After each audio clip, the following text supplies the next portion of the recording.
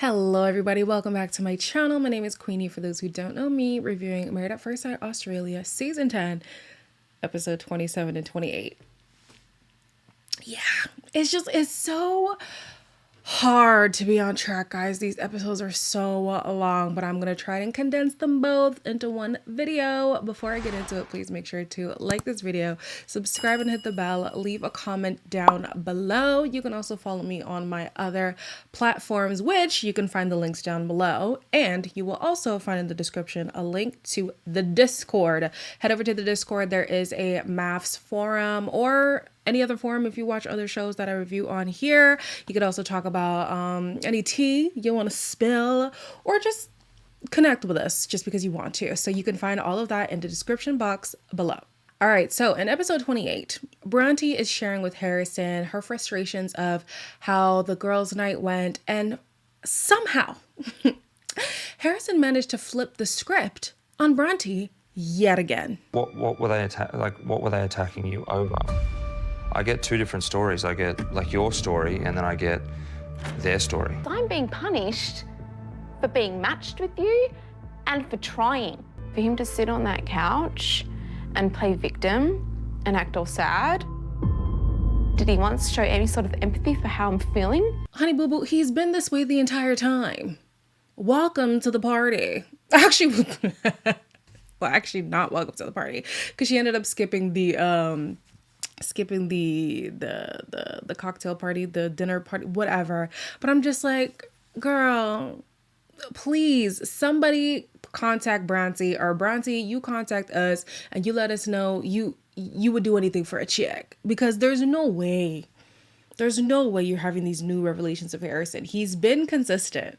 He's been very consistent. So there's no surprise here, girl. He's always been this way. He's always been gaslighting. He's always been inflating his emotions. He's always been putting on a front, and none of it is real. So anyways, at the dinner party, obviously he arrives alone, and the people are like, okay, where's Bronte? Where's Bronte? Where's Bronte? At first, he doesn't want to get into it, but as his back is being pushed against the wall, he starts to open up about their marital issues. I can't come and hang out with my friends. And is he your friend? Look, he's a guy. Bronte essentially said again, like, I can't do this. She's done. She can't put any more into this. Is there a chance that you're going to write stay tomorrow? Unequivocally, no, there's no chance I'm writing stay.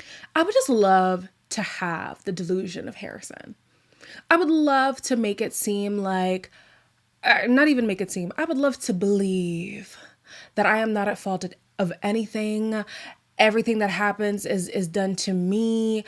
Oh, all of these external circumstances are making life so hard for me. I have no responsibility of it. Like, literally everything is everyone else's fault. Woe is me. I would love to live permanently in the victim role, because wow, it's astounding, honestly. So anyways, the table just decides, you know what, let's stop putting energy into Harrison, because it's a waste of energy, it's a waste of time when there are couples going through some real issues. Among those couples being Cameron and Lindell, where Cameron shares a bomb that not only does he live out of state, which we know, not only does he work for long periods of time remotely, the long periods of time could be 6 months to a year. And what's the point of moving? Why would you move from Perth from all your family when I'm not going to be in Darwin? I'll still be out remote. I could be out there for 6 months to a year. Well, how do you have a relationship? I'm not going to move, and I'm not going to change anything, and I'm not going to meet you halfway, and I'm not. And even if you move to Darwin, I won't see you. Even solid couples, solid, long-term, loving relationships would find this hard to do. So what in Cameron's mind makes him think that this relationship is able to be nurtured as fresh as it is with the circumstances surrounding it, unless he doesn't want it to be? Unless he doesn't want it to be nurtured. Because this was so sad. There was a question posed at the table where in their intake forms, there was a question of like, would you move for love? His answer was yes. But here is Cameron basically saying, I'm not moving for anything. Furthermore, you shouldn't move to where I'm at unless you have more of a reason than just me to move. But sir, you said you would move for love. So, I mean, it's not out of realm of possibility that he doesn't love this girl, but you don't even see yourself falling in love with her. He's not even saying, yeah, I would move for love and I can see that being a potential arrangement for us in the future. He ain't even phrase it like that. Cameron. First relationship, I understand what he's going through. I feel like these are the feelings that people go through in your first relationship ever. But like, why would you sign up for such an intensive process knowing that your life isn't conducive for a new relationship? Like it just doesn't make sense. Moving on to Leighton and Melinda. Leighton is sharing his frustrations about how the wife swap went and how he wanted support from Melinda. And here she is still not understanding his stance. And to make matters worse, Harrison feels like he needs to weigh in on the matter as well. Mel had only 30 minutes prior said, this is the person I hate most in the world. With Harris. In the world? Okay, hey, let's can He's we... a bit dramatic. But can we take the comedy out of it? Because it's actually quite serious for me. Almost like he misinterpreted the activity and he thought that it was about couple swapping. It was just a perspective. It wasn't like a temptation thing. Keys in a bowl. Come on, man. How are you helping the situation by saying rubbish like that? I still think Leighton is dragging it. I think that he's reading into the situation a lot more than he had to. It's a part of the experiment. Okay? This whole thing is an experiment. The purpose of this challenge was to provide added perspective to your relationship. And unfortunately, he was partnered with Bronte, who had no good intentions for their marriage. But like, he didn't really lean into it the way that he could have. And I think if he came in with a different mindset, maybe Bronte would have given him different answers. But we know Bronte doesn't like Melinda, so she probably wouldn't have been on Melinda's side anyways. Point of the matter is, I understand him feeling like he's not being supported, especially since that's what Melinda asks of him. But given this specific scenario, Leighton is dragging it. I will agree when he says, I don't think that we should be in a relationship where arguments can go from 0 to 100 in a second. That is true. If you feel like the worst is being brought out of you in a relationship, you gotta get out. So fast forward to the commitment ceremony. They are first on the couch, and it's Leighton's rigidity that's a topic of discussion. Keep in mind, Leighton, it was not designed to make you feel comfortable. Totally get it. I get it. But I felt like... I don't know if you do. But I still felt like I could still do the tasks and give Bronte what she needed while staying true to my principles too. I felt very rejected, very neglected, very abandoned. What'd she just tell you then? I wasn't making Mel a priority. No, she didn't say that at all. Mel? Neglected, rejected, abandoned. I feel like Leighton doesn't really listen. He's kind of my way or the highway. And if he already sees something one way, it's really hard to shift his perspective. So anyways, I think that his mindset is good for somebody who's in the position that he's in, not in this experiment. CEO, the boss person, the go-to, the one who's supposed to make the hard decisions, the one who's supposed to be an immovable force. 1000%. It's great. As a partner, you got to be a little bit more flexible and malleable. And until he does that, it's not going to work with damn near anybody. Unless somebody's just okay with being in a relationship where somebody always has their way, then fine. But Leighton's got to be a little bit looser, a little bit more, the words that I said, a little bit more malleable, a little bit more flexible, because, he's just so rigid. This is not a business plan. She's not your business partner. She is your wife. Tawny and Ollie are next on the couch, and Ollie shares that he actually has an insecurity of not being good enough. What makes you think that you're not good enough? I think I feel that in every facet of life quite a bit at times. Everybody can feel that way at times. But not everyone has the ability to say it. I don't even know why Ollie would feel this way, because based on what we've seen, he's been such a great partner. Even conversations that could have been conflicts just haven't been conflicts because of the way that they communicate. It seems like their communication is just superb, honestly.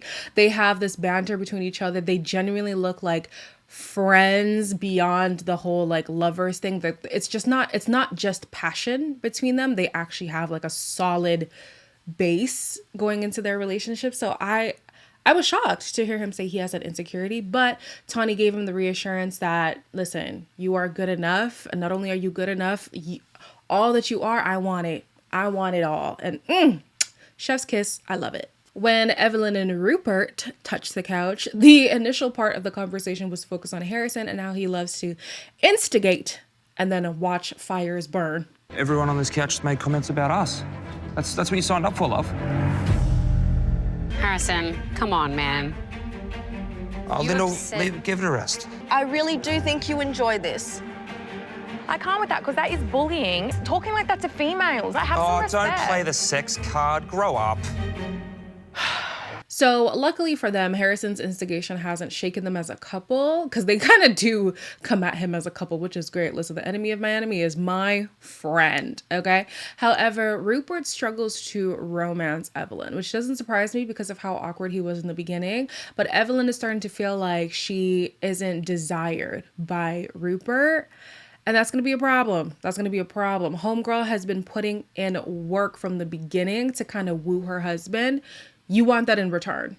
So come on, Rupert. At least with the wife swap, he kind of got that perspective from the person who he was partnered with. Who's he partnered with? I don't remember who he was partnered with, but like he was prompted to send roses just unexpectedly like that. Like we need more of that. Take her on dates, do an at-home movie night, couples movie night, romantic massage, do something. Let her know that you think about her even when you're away and you want to romance her and that there's a future here. It's not just an experiment and then, well, I did my quota, so you go your way, I go my way. You know what I mean? Lindell and Cameron are next on the couch, and of course, distance is the focal point of their conversation, as well as whether or not Lindell is a priority in Cameron's life. We still struggle with communication, conflict resolution. I feel like that is the basis of a long-distance relationship. But I feel like I've opened up to have these conversations. No? The scariest thing about it is that if we have this conversation, is that it could possibly lead to us not being together. I'm at the point where I feel like this relationship is a wash. And it's sad because at the beginning they had so much potential. I think they still have so much potential, but Cameron's unwillingness to compromise is going to be a problem. Like whether or not he lived far, he had to realize that his work was going to be a roadblock for anybody he was partnered with, not just Lindell. Even if somebody was a little bit more detached than Lindell is, because, you know, he has a thing of her wanting too much affection. 6 months to a year not being around my partner and potentially not being able to speak to them is a problem. And then as the experts are talking to him, he says, oh yeah, there could be times where I could break away for a week and go like hang out with my significant other, but it doesn't sound like that's what he wants to do for Lindell, which is sad.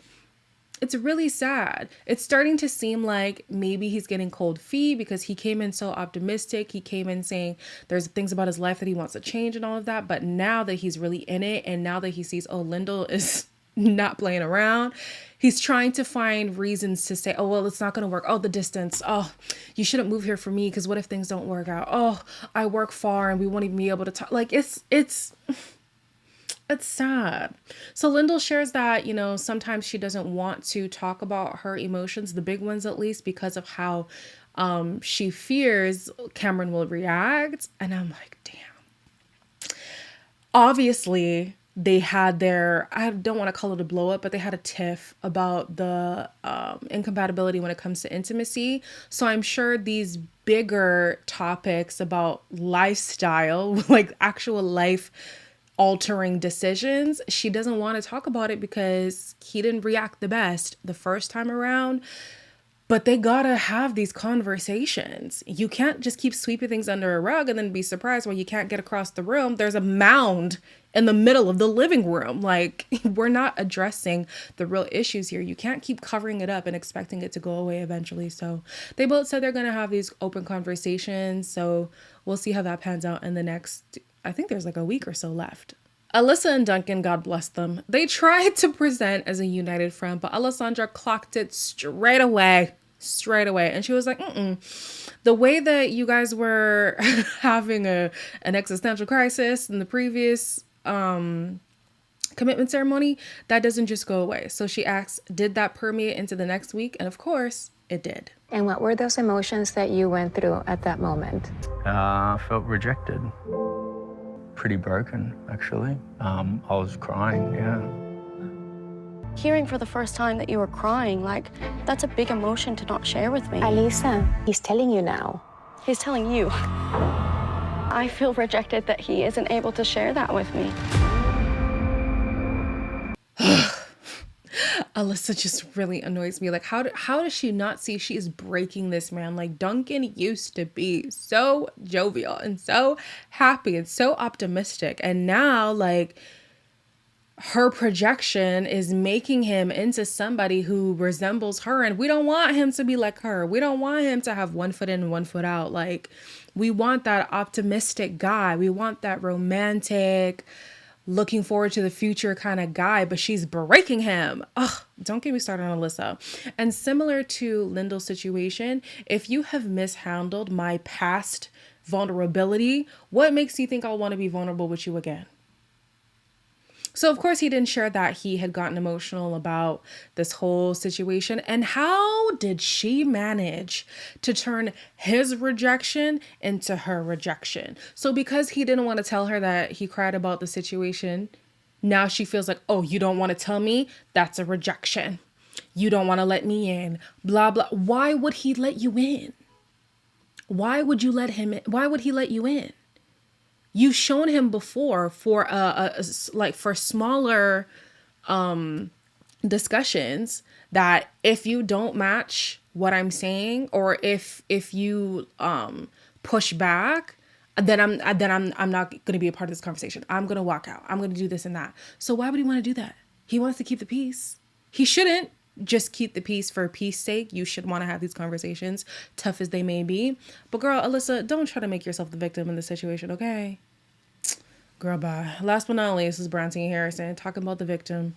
Here goes Harrison basically saying he's going to take responsibility because he didn't properly frame his deal breakers in the relationship. So, of course, Bronte doing these deal breakers is not completely her fault. I've held Bronte accountable for deal breakers or boundaries that I didn't articulate and put in place. If you say to me that you want to leave and go home in a moment of anger, that for me is a deal breaker. I've always tried very hard to stick to the problems I have with my partner's behavior, not their character. To call someone a manipulator is really, that's damaging to their character. Apparently he did say to Lindell that I was fake. I genuinely don't recall. Okay, cool. So knowing that home stays is literally around the corner, and I really want to show him where I'm from, so I chose to stay. I'm done with the both. I'm done with the both of them. I'm done with him making it seem like he's just God's gift and Bronte doesn't measure up. And I'm tired of her forcing herself to measure up to an unattainable standard. He keeps moving the goalposts, Bronte. He keeps moving the goalposts and he keeps making you the villain for whatever reason. And somehow you fall for it every time and you concede. Why? Why? Please tell me it's for a check, because there's no way somebody has these resources. You have 3 experts with exclusive privileges into your relationship. You have a host of other partners who are friends and also observers who tell you what they've seen, what they've heard, and how they feel. And you still are unable to remove yourself from the situation. You want to give it another go. For what?